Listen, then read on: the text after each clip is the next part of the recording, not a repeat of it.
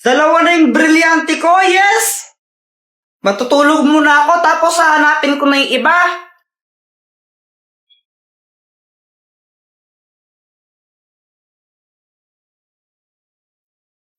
Ang tagal kong hinahanap yan, nasa iyo lang pala.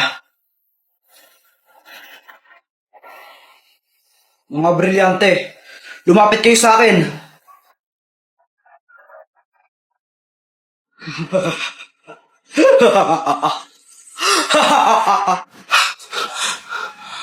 Panaginip lang pala.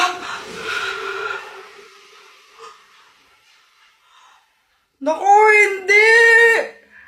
Ha? Baka nandito lang yun, Kuya Jepoy. Baka nalagay mo lang sa kung saan. Hindi! Nasa mga kamay ko lang yun. Tapos, nung natulog ako pagising ko, wala na. Ayun! Alam ko na kung sininig na ako ng mga brilyante. Ito oh, kitang-kita sa CCTV camera nyo. Lo, may CCTV kami? Ba't di ko alam? Teka, si Mang Kanor yan ah. Teka, Jepoy, saan ka pupunta? Babawiin ko yung mga brilyante ko! Di ka ba nag-iisip? Delikado yun. Paano kung saktan ka niya? Tandaan mo na sana yung mga brilyante. Oo nga, no? Teka, may naisip ako. Hoy, Mang Kanor, ibigay mo sa akin yung mga brilyante ko. Ha? Anong sabi mo? Ang sabi ko, ibigay mo sa akin yung mga brilyante ko. Ah, gusto mo to? Kunin mo kung kaya mo akong talunin. Oo, hindi kita kaya, lalo na sa yung mga brilyante. Pero kilala ko kung sino yung may kayang tumalo sa'yo. Talaga? At sino naman yun? Susie. Di ba yun yung kabit mo? Nakita ko kayo ng isang araw. Magka-holding hands kayo. Paano kung sabihin ko kaya sa asawa mo yun? Ano mangyayari? Hindi totoo yan.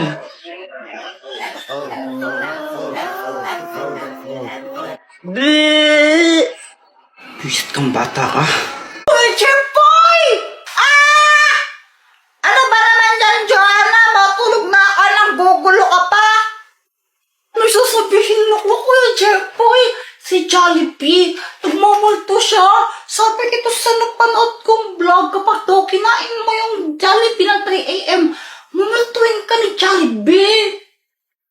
Sus, fake lang yan! Totoo yun, no? Tinamaan na sa vlog. Try natin. Pag ako napahamak na naman dyan sa mga pinagkagawa mo, ha? O sige, para malaman natin kung totoo yun. Ano, gawin natin, kumain tayo ng Jollibee ng 3 a.m. Tingnan natin kung mumultuin tayo ni Jollibee. Ay, ayoko nga, fake lang naman yan eh. Takot ka lang yung Kuya Jepoy eh. Ha? Hindi! Ayaw mo kayang gawin? Ano kasi? Fake lang. Sige, kung magtapang ka, edi gawin natin. O sige na! So guys, ito. Kakain tayo ng Jollibee ng 3 a.m. Pero munting paalala lang. Huwag yung kakain ko sa bahay ninyo ha. Lalo sa mga bata.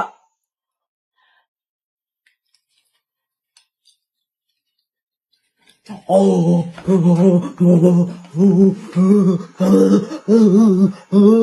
totoo nga yata yan ah. O, di pa sabi sa'yo eh. Kuya Jepoy, hingi ka ng pera kay mama para pambili natin ng Jollibee. Ha? Tanta ka? Ikaw na lang. Ikaw yung mas matanda sa atin. Ikaw yung kuya. Ikaw yung papakinggan ni mama kasi. Ikaw yung mas older. O, sige na. Ay, lumok naman dito. Mama, pwedeng pengi po ng pera. Bibili lang po kami ni Joanna ng Jollibee. Anong Jollibee, ha? Katapos natin kumain tapos humingi ka ng pera pambili Jollibee? Ha? Eh, may gagawin po kasi kami eh. Ay, wala akong pakialam, wala akong pakialam. Alam ba kung gano'n ako hirap kumita ng pera na yan, ha? Tapos gusto niya mabubuli kayo ng maraming pagkain para wala sa gagawin ninyo? Alam mo naman talaga, pera tayo eh. Pampili nga ang adobo wala tayo gusto sa Jollibee, ha? Ha? Kaping-kaping na ako, Jollibee ka dyan. Anong tingin mo sa tingin mo, mayaman ha? Tumatay mga pera, tumatay ka ng pera. Sabi sa'yo eh, di ba humingi lang ako ng pera, ang dami niya ng sinabi. Aray! Ano bang ginagawa mo dyan? Tara, pumasok ka na, huwag ka na mahiya. Nakakaya. Nandyan ba mama mo? Wala siya, doon siya kalaaling bebang ng tong its yun. Tara na, parang ewan, asa bunutan kita pag di ka pumasok. Parang ang ewan, no? Kurtan kaya kita dyan. Sino na kasi?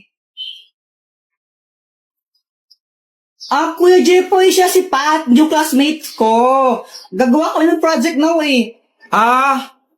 Siya nga pala, Joanna, sabi ni mamay ko dumugugas sa mga plato, ha?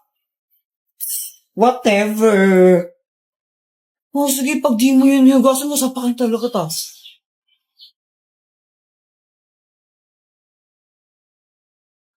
Hi, Jepoy. Dr. Kwakwak, patatagal mong di nagparamdam. Nagbakasyon kasi ako sa ba yun? Boracay. Yun, Boracay.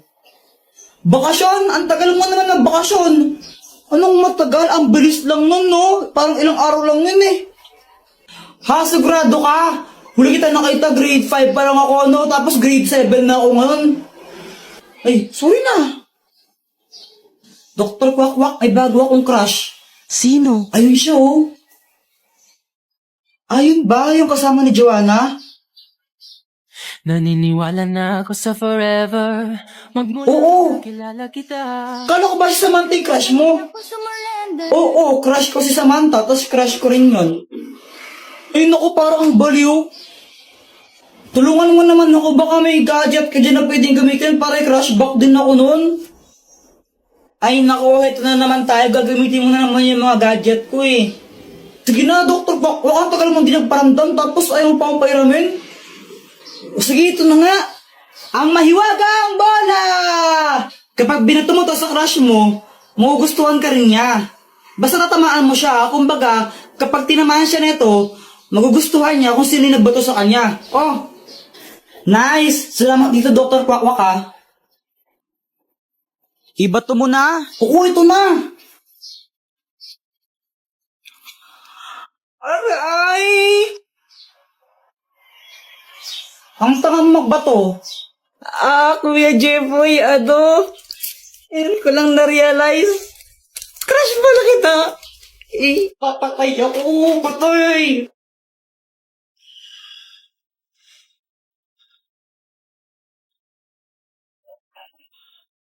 Hoy, sino ka? Tsaka nasaan kami at bakit kami nakatali? Nandito kayo sa lungga ko. At salamat ha. Kinolektan yung 3 brilyante para sa akin. Ibalik mo yan! Pasensya na ha. Wala nang bawian eh. Sa akin na to. Ibalik mo yan, sabi. Pinaghirapan ko na makolekta yan tapos kukunin mo lang sa akin.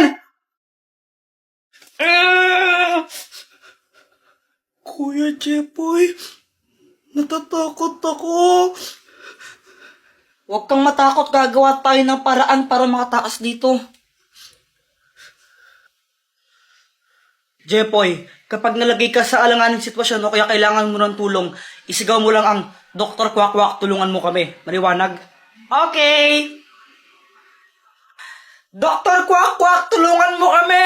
Hindi!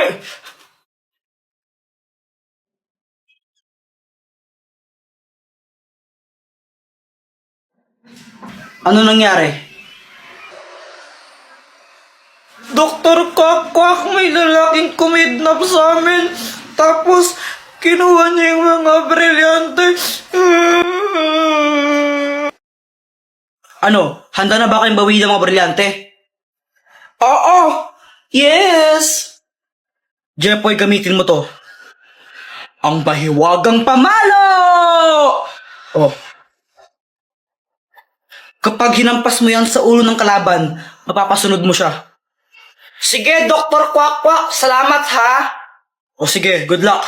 Kaya niyo yan.